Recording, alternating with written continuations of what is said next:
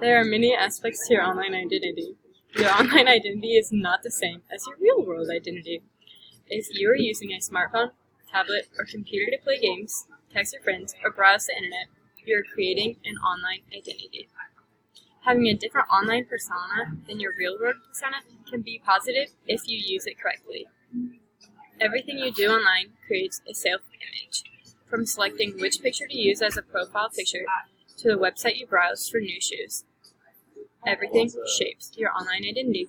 Each site that is visited or viewed is enhancing your digital self-image. Gaming and gaming sites that require a character or profile are also adding to your personal image and tend to be forgotten about. Be sure to put restrictions and controls on your accounts to what can be visible to the public.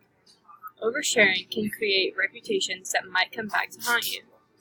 Keep privacy for your own safety, reputation, and self-image.